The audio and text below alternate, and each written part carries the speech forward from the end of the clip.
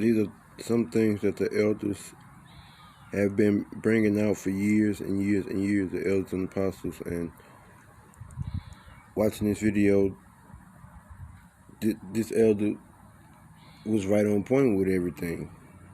So enjoy the video. Shalom. Call hello, Yahweh Bashanah Washai, Hashem Rakar Kodash. Double honors to the apostles, double honors to the elder bishops. Salutations to all my fellow laborers doing this work in truth and sincerity, risking their lives and their freedom to do so now more so than ever.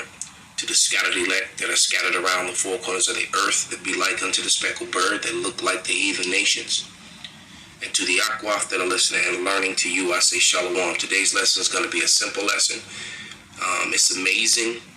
And I was thinking, Yahweh Bashanah Washai in prayer last night for allowing me to see the downfall of my enemy, to see these prophecies come to pass, and giving me the strength to endure this hardness that we have to go through. Because the scripture clearly says through much suffering, do we go to the kingdom of heaven. So what these churches are saying and these groups are talking about, there's going to be no Jacob's trouble. Because Jacob's trouble is going to be everybody's trouble. Okay. Right? It's not just for Jacob. It's going to be for everyone. But these people that's teaching them that it's not going to come, Well, a lot of these guys that have been teaching for years for filthy lucre's sake, for fame, and for other reasons, a lot of them, let's be frank, man, a lot of these people get ready to get put to death by their own congregations. Just as these Idumeans, these Americans, these Egyptians are about to put each other to death. And we've been telling you this for a long time and saw the signs clearly, after hearing, the message and understanding it, the water Yahweh Bashanah Washai. And that's just it. So, hearing the message of the Lord and understanding it, and then hearing the message of the Lord and living to see it happen. So I'm going to read 2nd Ezra, some of 2nd Ezra 16th chapter and the 15th chapter. I think I'm going to start in I'm going to start in the 16th chapter, because this turmoil that's happening both politically and socially is leading to the downfall of the infrastructure, which is going to lead to the Civil War. And this woman is going to explain it. And what you're watching is you're watching the downfall of Esau, Edom. You're watching this so-called white man lose his, because he's the one that's going to start this war. And and Psalm 68:4 is going to kick in when the female doctor who studied this behavior, she's going to just pretty much lay it out there. And typically, conflicts like this start from groups, not the weak groups, not the oppressed groups, not the groups who have been mistreated, but typically it starts from the groups who were in power, who are losing power and don't like the fact that they're losing power. All right, and these Edomite males, and with the support of their women, have lied, cheated, murdered, and raped their way to the top. And they don't care how they got there. The ones that are alive today, they are aware of what their people did and how they got what they got. They're very well aware of it. They may talk about, we work hard and blah, blah, blah, and all that bullshit. They know that they inherited stolen land, stolen property, stolen wealth from murderous forefathers who fought, died, and bled for it. For glory. So in my eyes, the American flag is just as is no different from the Confederate flag. They're one and the same, even though they're probably going to face off at each other. But it fits right into what we always tell you. They both represent wings on the same hateful bird. So let them kill each other. Bring it on. This is 2nd Ezra 16 and 14, and it reads, "Behold, the plagues are sent, return again until they come upon the earth. The fire is kindled, and it shall not be put out till it consume the foundation of the earth. Like as an arrow which is shot of a mighty archer returneth not backward, even so the plagues that shall be sent upon the earth shall not return again. Woe is me, who will deliver me in those days? The beginning of sorrows and great mournings, the beginning of famine and death, the beginning of wars, and the power shall stand in fear. The beginning of evils, what shall I do when these evils shall come? Behold, famine and plague and tribulation and anguish are sent as scourges for amendment. But for all these things they shall not turn from their wickedness, nor be always mindful of the scourges. Behold, the victuals shall be so good cheap upon the earth, they shall think themselves to be in good case. Even then shall the evils grow upon the earth, sword, famine, and great confusion. For many of them shall dwell upon earth, shall perish in famine, and others that escape the hunger shall the sword destroy, and the dead shall be cast out as dung, and there shall be no man to comfort them, for the earth shall be wasted, and the city shall be cast down. And that whole victuals part of this prophecy, being sold for cheap, that just passed, because now everything is sky high because of inflation. And all this is leading up to rebellion. So without any further ado, after this damn commercial, these assholes, skip your ass. All right. What do Syria, Sri Lanka, Yemen, Iraq, Ukraine, and the former Yugoslavia have in common? They're all places that have recently suffered through some of the worst civil wars in modern history. Violent upheavals that have ultimately killed or displaced millions of people, while most Americans have watched from afar. But a political scientist who has studied those civil wars and been to many of those countries says that the United States is now on a path to joining them. Sounds crazy, right? On this show, we talk a lot about coups and insurrections and domestic extremism. But at what point do we even consider speaking seriously about the next level? Because worse than all of those things is open, bloody, violent civil war. And it sounds crazy for me to even say that it's... Which is going to happen, which is prophesied to happen in 2nd Ezra, the 15th chapter. That people will start coming against each other. Neighbors against neighbors, brothers against brothers, fathers against sons. You know, it's going to be a lot of turmoil, a lot of anarchy that's going to hit America, going to hit the streets of America. And the elders and apostles have been saying this, and the elders and apostles have been bringing this out for years and decades. But no one listens. But the true men of the Lord, but the elect. Possible. But I'm not Dr. Barbara F. Walter. No, not Barbara Walters, the journalist. Barbara F. Walter, a professor at the University of California, San Diego, who has studied civil wars and their causes since 1990, conducting field research across the globe, from Israel to Northern Ireland to Myanmar to Colombia to Zimbabwe. And Walter has even teamed with other academics on the CIA-funded Political Instability Task Force to help the government predict future global sites of unrest. But in 2018, after a year of Donald Trump in the White House, she began to focus on instability here at home. The result was a new book coming out next week titled How Civil Wars Start and How to Stop Them. In it, she warns that the worst case scenario could in fact happen here in America.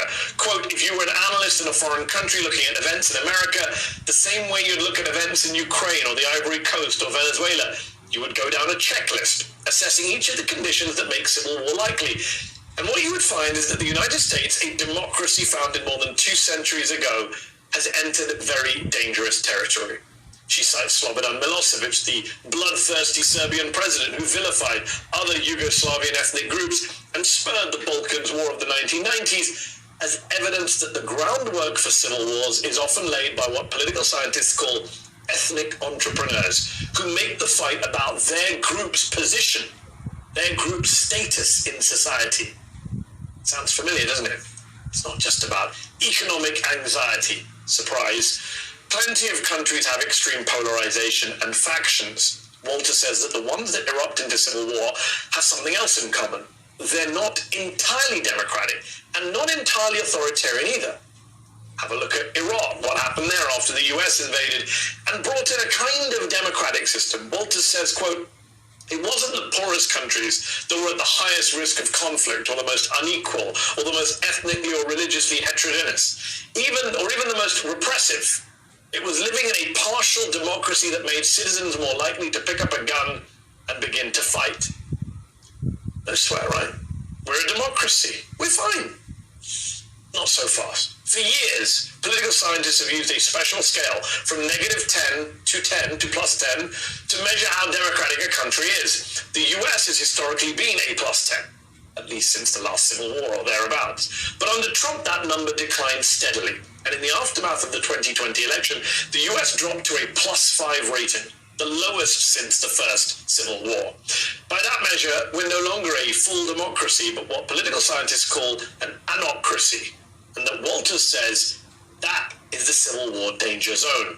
Combine that with our extreme factionalization, rising attacks by right-wing extremists, and the easy availability of guns, of conspiracy theories, of misinformation on social media, and you have a tinderbox that most Americans don't or won't recognize, including most American politicians. I mean, how are we supposed to react to comments being made at right-wing conferences like this one? At this point, we're living under corporate and medical fascism. This is tyranny. When do we get to use the guns? No, and I'm not, that's not a joke. I'm not saying. You see, these Edomites are ready for uprise. The Edomites are ready to destroy you, Jakes. And you, Jakes, don't see it. Saying it like that, I mean literally, where's the line? How many elections are they going to steal before we kill these people? No, I'm being serious, he assured the crowd, which should be a warning to the rest of us. If America has a second civil war, Walter concludes, the combatants will not gather in fields, nor will they wear uniforms. They will go online to plan their resistance, strategizing how to undermine the government at every level and gain control of parts of America. They will create chaos and fear, and then they will force America. That is both chilling, but it also sounds kind of like where we are today. So how is civil war here in the coming months or years? I know it feels almost absurd to question, but how would we deal with it if we were to have another civil conflict in this country? And perhaps most important of all, that's why I say in 2nd Ezra, the 6th chapter, and around the 7th or 8th verse, that Esau is the end of the world and Jacob is the beginning of it that follows. What can be done now to prevent such a catastrophe from happening again in America? Who better to ask than the author herself? Joining me now is Barbara F. Walter, Professor of International Relations at UCSD and author of How Civil Wars Start and How to Stop Them. Thank you so much for joining me on the show this evening. You make it clear in your new book that we're not talking about Gettysburg or the Siege of Petersburg. We're not talking about that kind of conflict. We're talking about a scenario you put forward, which is very different. Talk us through that scenario and how we get there in your mind. Yeah, one of the reasons why most Americans can't even conceive of a second civil war here is because they're thinking of the first one. They're thinking about two large armies meeting each other on a giant battlefield, men in uniforms dragging cannons. And the reality is that's the old 19th century version of a civil war. 21st century civil wars don't tend to look that way. And they don't tend to look that way in part because governments, militaries, including the United States, of course, have become much, much more powerful. One of the things that most Americans don't know was that the U.S. Army... Yeah, because ancient wars was fought with swords. Modern wars was fought with guns. Now, this time, these wars need to be fought with thermonuclear missiles. Back in 1860 was really small and weak. There were only 16,000 soldiers. Think about that, 16,000 soldiers. And most of them were stationed west of the Mississippi to control Indian uprisings. So if you were in the Confederacy and you were thinking about challenging the U.S. government, it was not crazy to think that you could actually win that war. It is crazy to think you could win a war against the U.S. military today. It has over 2 million people under arms. And so what's happened in the interim is that insurgents have shifted to a different strategy, the strategy of the weak. And so 21st century civil wars tend to be more like insurgencies. They tend to be decentralized, fought by lots of small groups, militias, paramilitary groups, sometimes working together, sometimes not working together. And they're using unconventional tactics.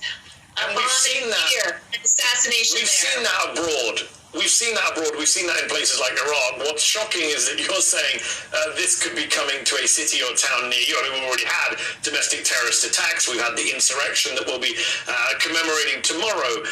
But you're talking about something more widespread in the coming months and years. And I just want to clarify this. This is in your view, a Republican Party, a right-wing caused problem, is it not? Because in the book you do say there are signs that people on the left are also getting armed, are more willing to see political violence than they were before, and we always hear about Antifa from the right. But in your view, what we're talking about in terms of a civil conflict, this is far-right militias, far-right activists. Yeah, so I've studied every civil war that's happened since 1946, and I've collected and analyzed an enormous amount of data. And we actually have a good idea who tends to start civil wars.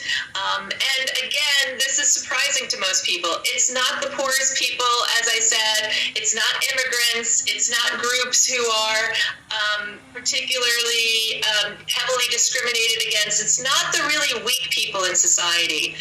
The people who tend to start civil wars are groups that had once been politically dominant but have either lost power or are threatened with losing power. So when you think about this country, we know that there is a group that has dominated politically, socially, economically for the entire time of this country, right? It's white Christian Americans. And we know that demographically they have been losing power for decades. And we know historically that these types of groups tend not to go down. More proof that Esau knows that he's in power, and Japheth's not in power for some of you idiotic people. Without a fight. Sadly, your book has led to some lively debate among political scientists, including on Twitter. Dartmouth Professor Brendan Nyhan. So there it is. They're not going to go down without a fight, man. Let's go back into scriptures here, Salakia, for a moment.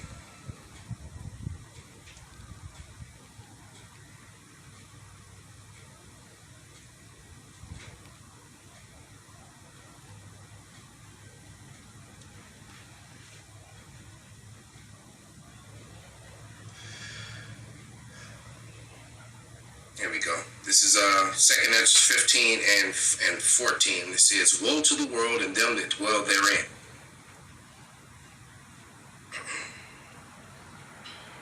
For the sword and their destruction draweth nigh, and one people shall stand up and fight against another, and swords in their hands. For there shall be sedition among men, and invading one another. They shall not regard their kings nor princes. The course of their action shall stand in their power." And that part there makes me think of just watch the Walking Dead series, and not the zombies. No, it's not. The most dangerous thing in The Walking Dead was the people.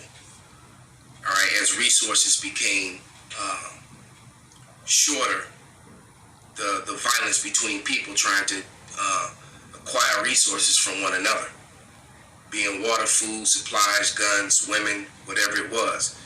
And there's a video game that I've been watching online. I'm watching on YouTube. Called The Last of Us. And part 2 especially the confrontations between the groups of people that group together in this world,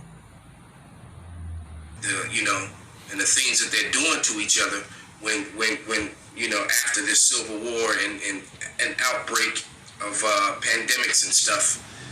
It's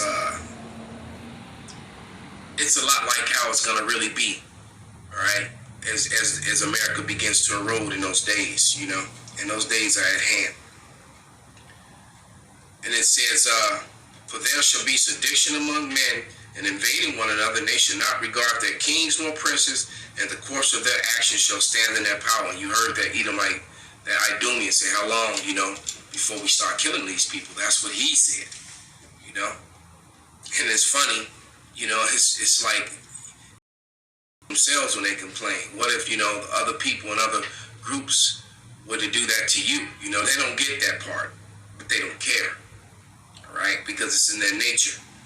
And a man shall desire to go into a city and shall not be able, for because of their pride, the city shall be troubled, and their houses shall be destroyed, and men shall be afraid.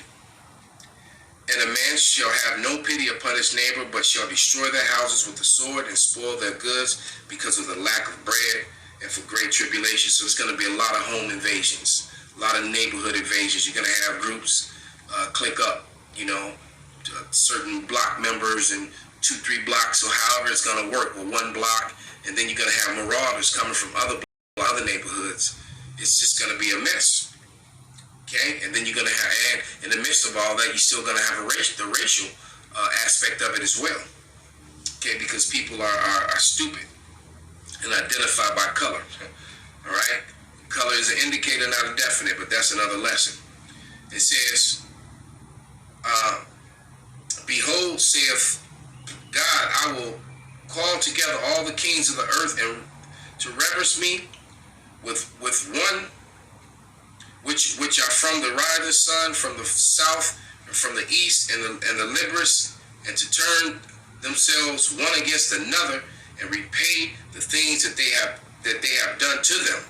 All right. So basically, the Lord is stirring up this pot so that He can strike out at all people, all nations, because like the scripture said, what nation have not had a part in the spoil of our people? They all have. Okay. Mainly Esau, Edom, the Idumeans. And that's why their punishment is going to be the worst upon the return of the Lord. All right? Like as they do yet this day unto my chosen. See, it's never stopped. So will I do also, and recompense into their bosom, thus saith the Lord God. So, there's a recompense, an revenging power that they ignorantly call Jesus Christ is coming to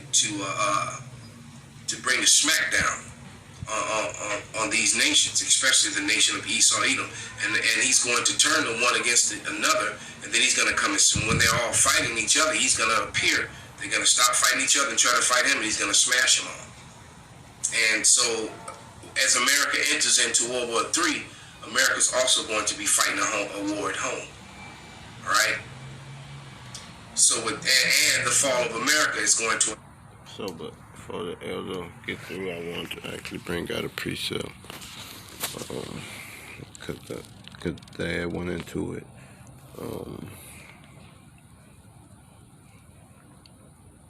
Because it's just like the elder said, it's gonna be wars, and it's gonna be rumors of wars too, though.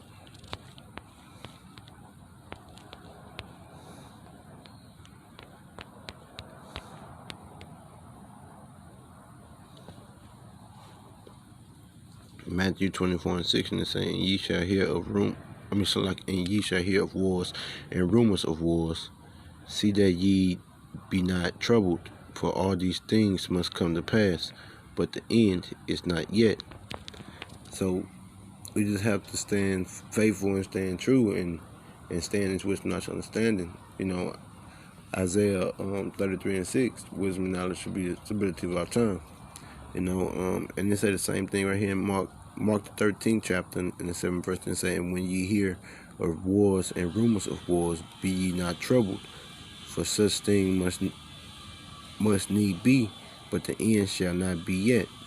So we have to be patient, and we have to stay focused on the things to come, and we have to dwell in this wisdom, knowledge, understanding. In order to be safe, in order to save your soul, you have to come back to Yahweh Shem Shai. You have to get into the wisdom, knowledge, understanding. You have to get the understanding, the true understanding, and the true knowledge of Yahweh Shem Shai. So, what I left say, I say Shalom.